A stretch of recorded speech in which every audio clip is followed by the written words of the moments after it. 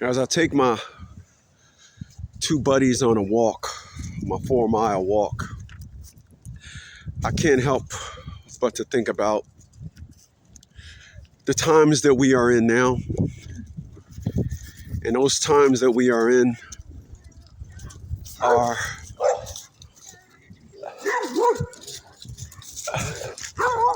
stop, lady, come on.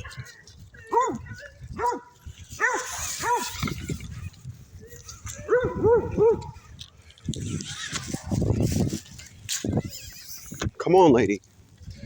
So I can't help but to stop again to think about the times that we are in now and how so many people are losing touch with the so-called American dream. I posted a video about this on my channel, The Chris Smith Show. And I can't help but to stop to think about all the people that are drowning. And no offense, some people are dealing with an unfortunate perspective, but most people are dealing with overhyping what they want to show people, what they got. And come on, Quattro, what are you doing? Some people are drowning and really just coming back to reality because they spent their life painting this picture of how they are living in a way that they're not, meaning this.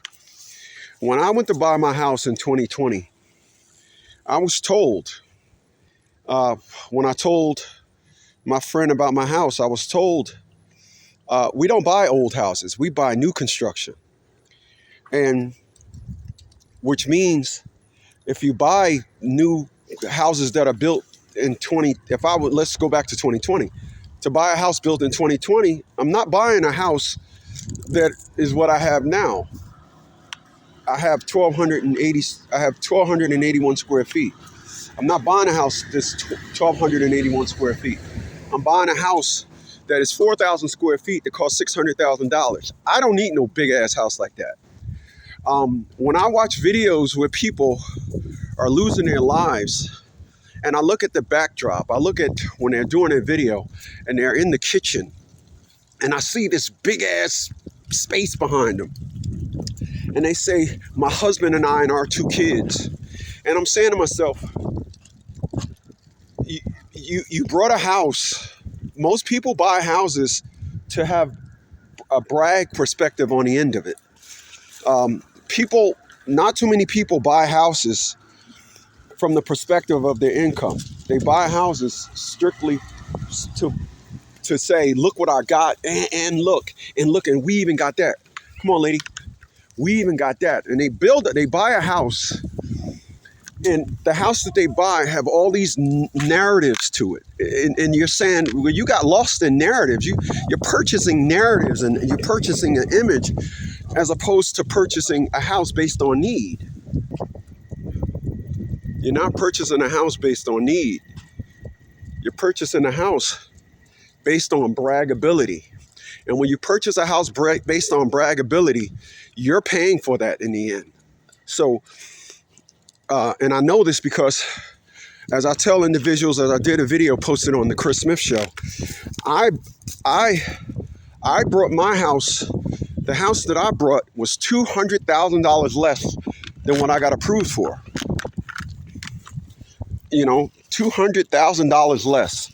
So I could have went $200,000 more. And I said, no way. And in saying that,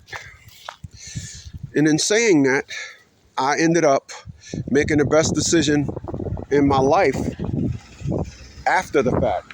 Meaning, I now have a $754 mortgage that I had for 5 years now. Over 5.5 years, I had a $754 mortgage. Who knew that times would go? Who knew that times would be as they are?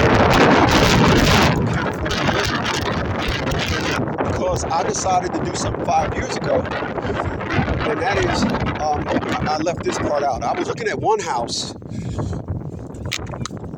that was The kitchen was practically bigger than damn near my entire house, the kitchen alone. And I remember saying to myself, again, so I was looking at this house, and this house was, the kitchen was big. And I remember saying to myself, um, um, I'll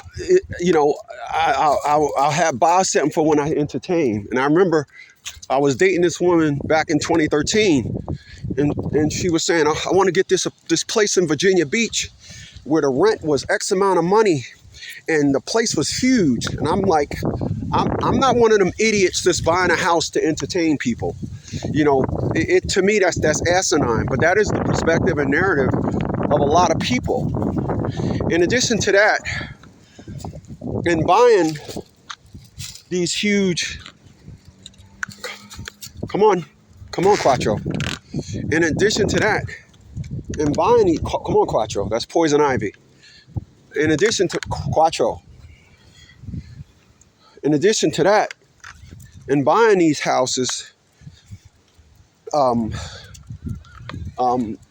that is so huge, lady. In buying these houses that are huge, you're getting a big mortgage to go with it. Had I would have brought that house, I would have maxed out my my qualification amount I qualified for, and I just wasn't doing that. I don't know too many people in the 56 years that I've been living. Everybody that I know, they took their purchasing power to the very limit. Last November, I brought my BMW X5. I'm sorry, X5, excuse me. And 2012 diesel, running fine. I get so many compliments when I drive the vehicle. It looks good. Wow, you really took care of that thing. No, I brought it. I only had it a year. Thing is 13 years old. I only had it a year. But I had enough money to go buy a brand new Land Rover. I could get a G-Wagon if I want. But I'm not doing anything to impress people socially. People got to do more in their life to, and to stay within the tolerances of their own life. And people aren't doing that. People are buying houses based on entertainment purposes for other people. To me, that's asinine. It's asinine. And then these same people go on social media and then talk about how, times are hard. Times are not hard. Times are not hard. You're buying hard, right? It's the same thing that I hear when people say, the average car note is $50,000. The average car note is $50,000? No, it's not. People have been buying cars, making it seems as though the average, come on, Quattro. People are buying cars because, if the average car note, they say, okay, I'm getting it mixed up. They say the average car note is $500 and the average vehicle is $50,000. No, the average vehicle is not $50,000. People are buying vehicles that cost this much. They choose to buy the $50,000 vehicle because, let's be clear. They still make a $20,000 Kia. They still make a $20,000 Kia. But people don't want the $20,000 Kia. They want the $50,000 car so they can brag. So I don't, as much money as I make, I'm not buying a $50,000 car. It ain't happening. And because of this, I'm able to live my life and live life based on a perspective and narrative that financially I am not pushing myself to the brink of saying I can't afford that. I don't say I can't afford anything. I had a perspective and narrative. I'm 56 years old. I had a perspective and narrative that I am not going to be living my life based on a fixed income. Come on. I'm not going to be living my life based on a fixed income. I'm not going to be, I'm going to be 70 years old, and if I see something nice, I'm buying it. I'm not doing this thing where, I'm budgeting. Oh, we got a budget. We're A1C. We're on this plan. Well, I can't say where because it's just me now. They just love running to poison ivy. It's like they just see the grass with the poison ivy woved in it. I had to learn to see this, and then they be itching all day, so I gotta stay on them. But back what I was saying about the cars. People want the cars with the lane assist. They want the cars with the panorama roof. These are the cars that everybody are getting that end up costing $50,000. The average car isn't $50,000. I assure you that there are lots of people buying $20,000 cars. It's just the individuals. Like if you look at the car repossession videos, they're not Kia Rios. They're not Kia Rios. All the cars that's getting repoed, all the cars that's on these repo videos, Scat Packs, top of the line BMWs. These are all the cars that's getting repoed. They're not repoing the $20,000. The people that buy the $20,000 cars know I can only get a $20,000. Oh, I got a Nissan Sentra, $20,000. No, I don't have all the fancy stuff. I just got a Nissan Sentra. They smart enough to know this. Individuals that do this thing where they have to get a $50,000 car, why? Why? That's what you want. And because you get the $50,000 car, you put yourself in a situation where you're not going to win. Self-inflicted. I can't tell you how many times I see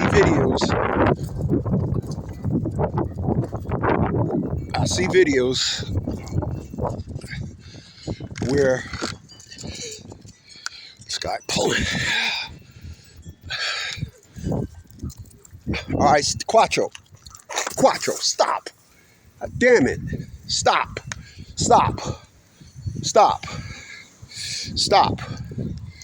All right, stop. Come here. Stop. Come on. Stop. Come on. Stop. I got both of these. I'm holding both of these things with one hand and the phone with the other. Start getting a little bit. Come on, lady. Let's go. So, like I was saying, you can get a $20,000 car. You just don't want to buy a $20,000 car. You don't want to brag. When I brought my X5, I brought the X3 in October, and then turned around a month later and brought the X5 in November. I paid $6,000 for the X3, $8,000 for the X5. I could have put down on something nicer, newer. Nope, I'm cool. And so the biggest reason as to why I see people that are out of touch with the American dream is not because of the fact that they're out of touch with the American dream. They're just mixing the American dream with a brag perspective. They're mixing the American dream with a social perspective. And when you mix it with a social perspective, you absorb the unfortunates that come with that. Now you're turning your American dream into a nightmare. You didn't buy a house based on buying a house. You brought a house based on, as I heard, 95% of the people say they brought a house to entertain other people. We brought a house when friends come over.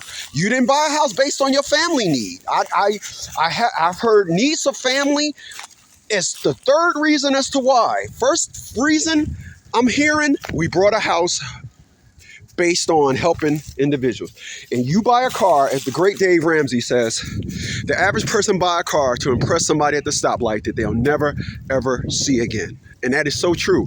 This is why I don't buy cars based on, oh, who to impress. I buy a car based on my need and to keep me in the perspective of saying, I make, let's say, $2,000 a month, but my living expenses are only $6,000. That's how much, that's the margin of difference in my real life. And it's going to stay that way. I'm not doing anything to impress anybody. It's not happening. It's not happening. People aren't doing that. So, hey, like, share, subscribe, y'all. I'll catch you on the next one.